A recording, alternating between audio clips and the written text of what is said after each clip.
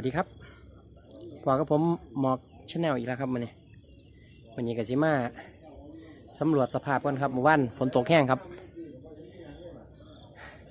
เข่าล่มครับเดี๋ยวจะให้เบิ้งเด้อครับเด้อมือไหวเลยเข่าล่มนี่ครับล่มแล้วเนี่ยระนาดล่มมากเหมือนแห้งเมื่อวานครับผมไม่ได้กินแล้วล่ะครับเขามันล่มนี่ครับมือเงินว่าจะมาใส่ปุ๋ยอยู่เดี๋ยวเขาจะไปเบิ้งกันครับเสียของเลยสามารถตัดนะครับหล่มไปเครื่องงานเลยบ่ได้กินแล้วครับเนี่ยบ่ถอดคักสิเป็นมาใส่ม้วนนี่เลยครับเด้อนี่ม้วนที่มันยังบ่หล่มนี่ครับใส่หน่อยเอาว่าม้วนนี่ก็งามคักงามแห้งแล้วครับเนี่ยใส่ก็จะใส่บางๆด้วยครับเดี๋ยวอันดับแรกเข้าไปเบิ่งน้ำก่อนครับว่ามันหัวบ่นี่หม่องไหนมันหล่มเนี่ยไปครับตามผมไปสิพาไปเบิ่งอันนี้น้ำมันก็พอดีเลยครับนี่น้ำนี่บ่เกิน10 เส้นนี่ครับก็ได้อยู่นี่ครับแต่ต้นนี้มันก็คักอยู่ครับเนี่ยงามเกินแล้วครับงามจนล่มคิดว่าอันนี้น่าจะล่มเหมือนกันนะนี่เด้ล่มพับไปหามูแล้วเนี่ยโอ้ยเห็นเราก็เมื่อยอุตส่าห์ลงทุนลงแห้งไปไม่เห็นเขาล่มแล้วก็เมื่อยครับมันบ่ออกห่วง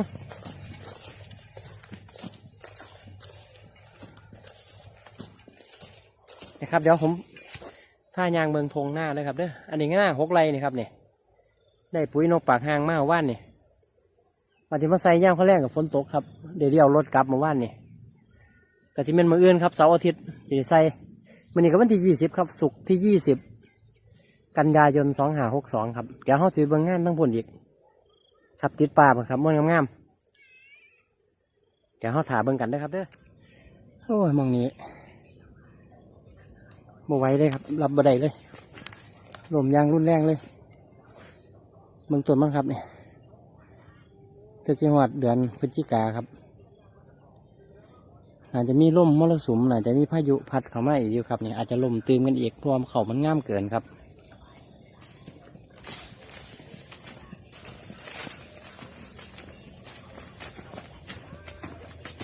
ปลาหลายด้วยครับเนี่ยหน้าทงเนี่ยไม่ได้ใส่ปลาตายมันนี่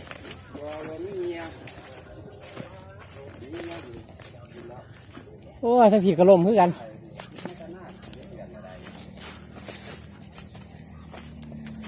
โอ้ยมันสูงกระลมเบิ่เลยแถวนี้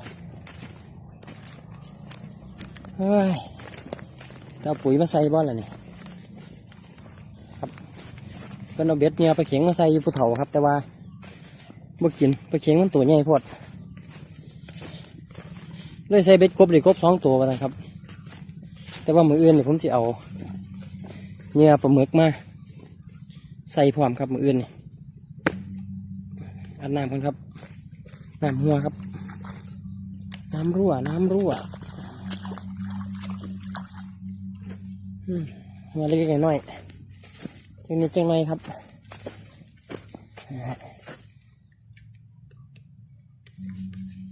ครับหน้าเฮาปีนี้ปีหน้าเอาไหมเกิดมาพร้อมกันครับเทียบหน้า2 เทื่อปีนี่ซื้อเข่ามาแต่เข่าเก่ามากครับก็เลยบ่ขึ้นบ่เสมอกันปานใดนี่ครับหญ้ากลุ่มนี้หญ้ากลุ่มนี้ตรงไหนมันจัดการมันอยู่ครับนี่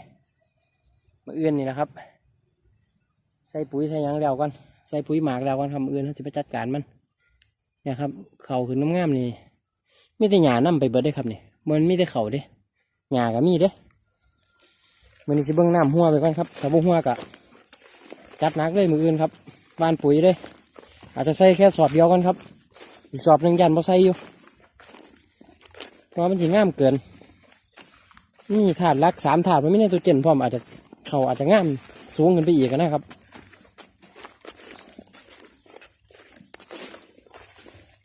ครับน้ำหัวอีกแล้วครับจักเป็นหัวบักหอยหรือจักเป็นหัวกระปูนะครับบักหอยหอยเฉลี่ยหลายแห้งจับไปนี่ได้เป็นถังครับเนี่ยจักมันมาได้ใส่เนี่ยครับหลายแห้ง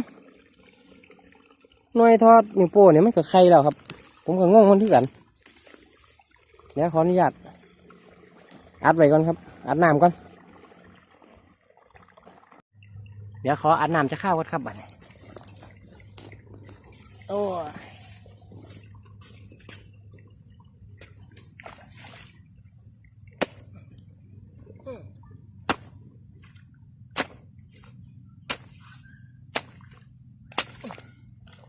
คนกระสอบ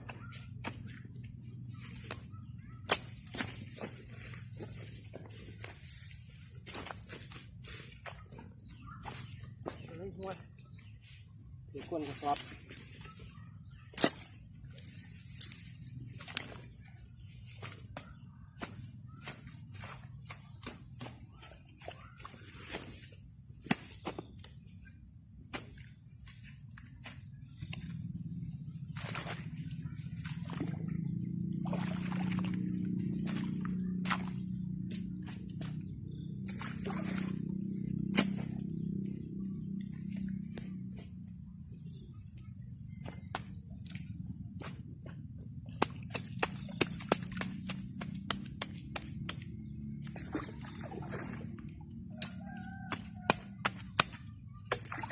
เรียบร้อย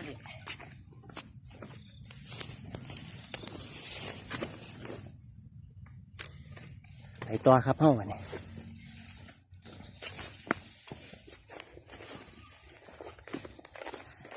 นางามครับ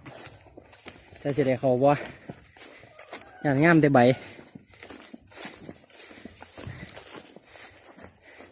อันนี้ก็โอเคอยู่ครับนี่งามอยู่ในหน้าทั้งปีนี้ถ้าไม่ได้เขาเนี่ยโอ้สิดีใจแห้งเพราะว่าลงทุนลงแห้งไปเต็มที่ได้ผมปีนี้แต่กับประสบการณ์หน่อยครับเพียงหน้าแค่2 ปีคือว่ายังบริเชี่ยวชาญบันไดเนี่ยเพียงน้ำบอกน้ำไหลให้มันลงไปงานนี่สิริวานปุ๋ยได้มืออื่นยังไม่อัดออกครับนะครับมันนี่ก็ยังโมทันงามบันไดเด้อมันนี่แหละสิมาใส่ปุ๋ยมันมืออื่นนี่คือจะบลมดอกเบิ้งส่งแล้วงานนี่ก็ลมครับนี่งามหลายโอ้ยคนนะตรงกลางมันก็ลมนะครับมันสูงครับเขามันสูงพอดทิ้งเขาลมแล้วก็เมื่อยเพิ่งเขาลมครับไม่ได้หยาเลยครับทั้งในน่ะมันมีแต่เขาเลยครับหญ้าก็มีเด้เต็มอยู่ครับอันนี้ลมได้เก่าแล้วก็มาลมเติมกันแต่บางทีครับจะเป็นจังได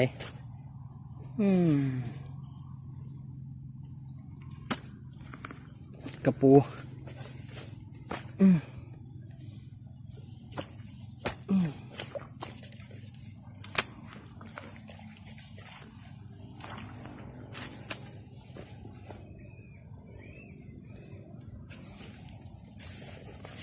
กระปูก็หลาย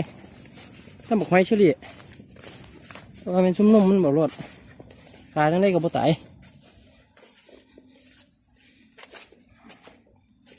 แต่ก็ยังดีใจอยู่ใจเชื่อนอยู่ครับน้ำยังเต็มต้องพอได้ใส่ปุ๋ยอยู่ครับเนี่ยกระปูนี่กระตรงขาเอาไว้ไว้ครับอันตรายมาจ่อหน้าจ่อคันแท้เขาครับเนี่ยเอามันไว้บ่ได้ดอกกระปูนี่เนี่ยบอกให้เฉลี่ยครับงานนี่หลายถึงแท้จะมันมาได้ใส่เก็บไปเป็นถังก็ยังบูเบิดอยู่แต่ว่าปลาทงนี่ก็หลายครับนี่บุอื่นเขาจะมาโดกหยาพร้อมมะขากระปูครับมันคือหลายแท้